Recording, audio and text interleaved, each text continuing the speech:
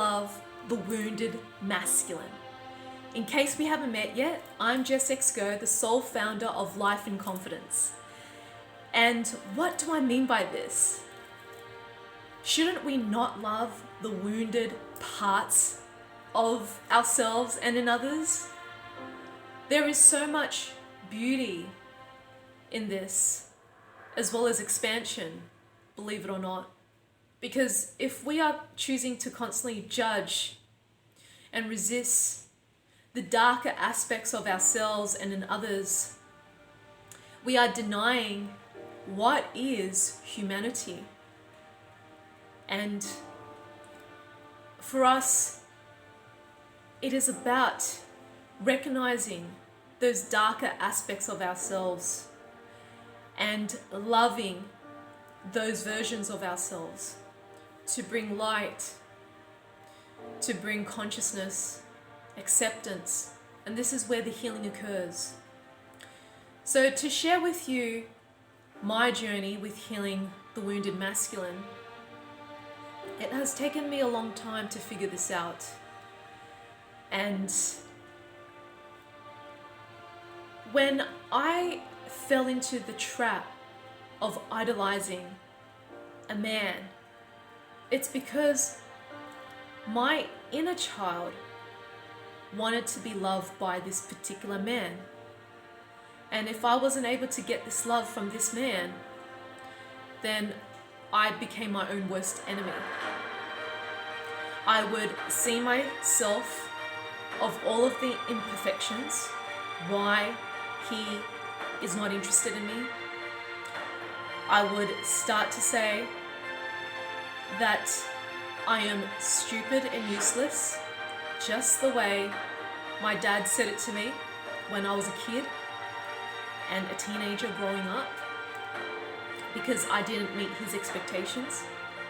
And so I was saying that I was stupid for taking a risk on this man who didn't feel the same way as I did. And taking that chance in love, in romance, in something exciting, something new, blew up in my face. And I became deeply disappointed within myself. I could have avoided so much time, energy, and tears if I didn't take that risk. But there was a big part of me that wanted to. And it was not just my inner child, but also my intuition was telling me. I was getting images that this man would come to me. And it was about to happen, but it didn't happen. And when he explained to me why, he just did not feel the same level as I did, and we both had different intentions. The other thing is, he fears commitment, and by fearing the commitment of seeing me, there's avoidance, and that triggered me big time, because I made it mean that there is something wrong with me. I'm not enough to him for him to want to see me.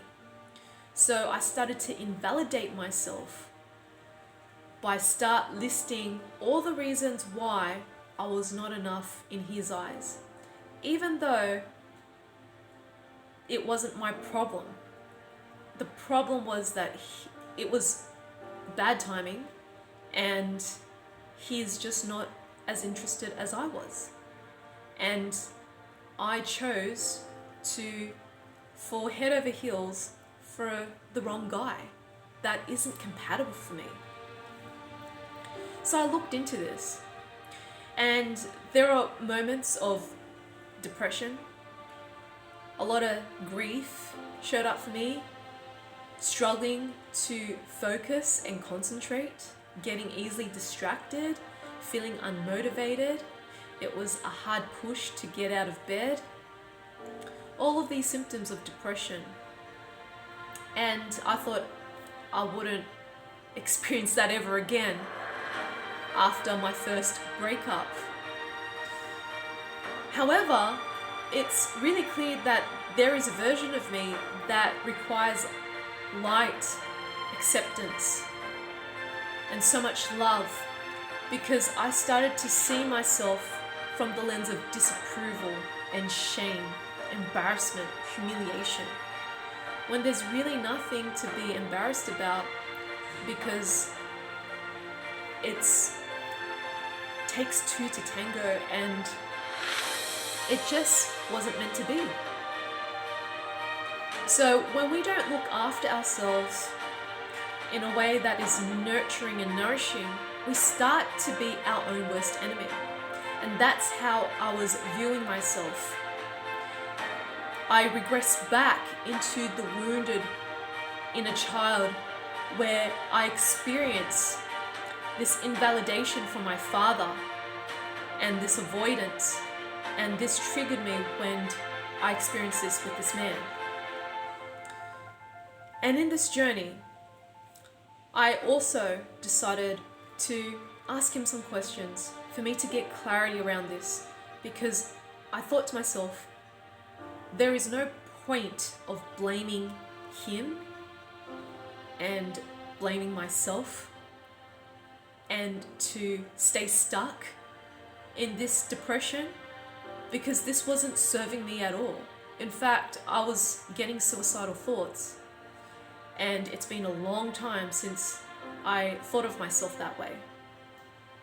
So I really needed to speak up and ask him what happened. And so when I finally confronted what I was avoiding, I started to receive the healing that I was avoiding.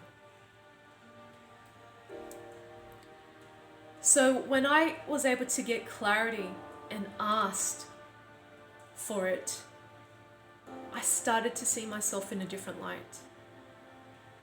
I started to see my inner child differently. I started to reassure myself and see myself from the lens of love, not disapproval or shame anymore. And from then onwards, it's been a journey for me to rebuild my self-worth, and it will continually be an ongoing journey.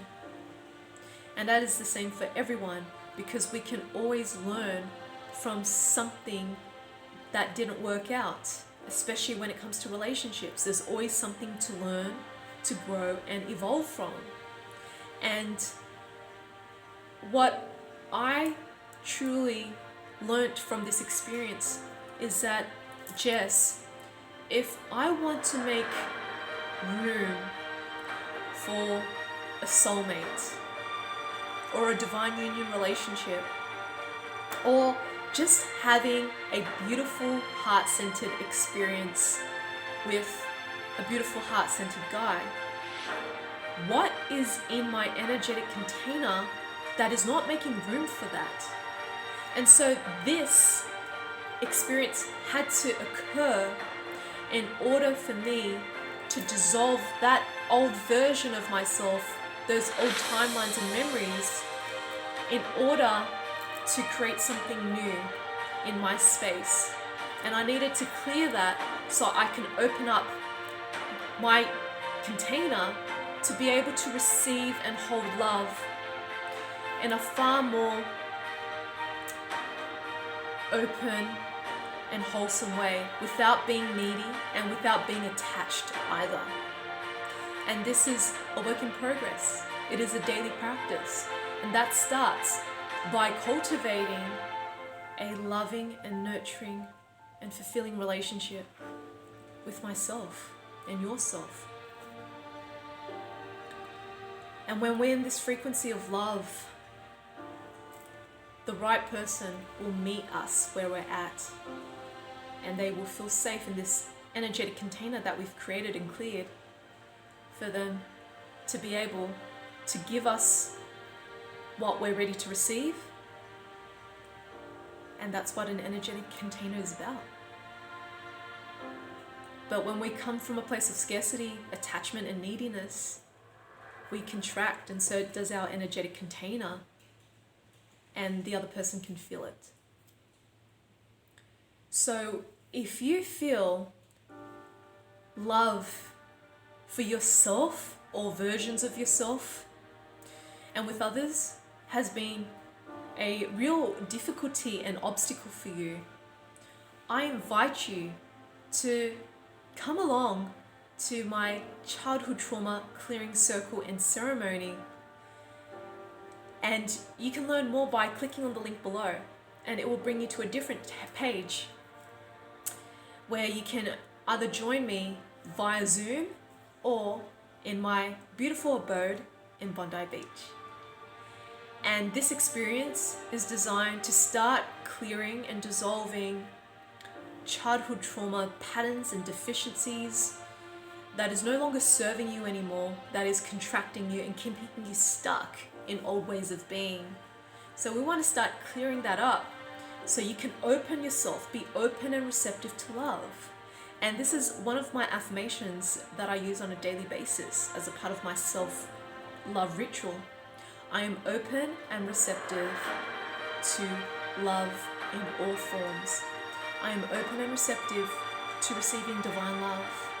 I am open and receptive to a divine union relationship. I am a magnet for my soulmate.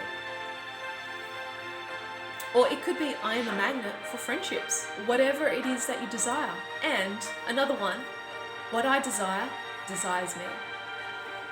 So may this message serves you, my love. And if it does, please subscribe to my YouTube channel. Give this video a like, comment below, and share it with your loved ones who are in need of this. May this serve you to your highest.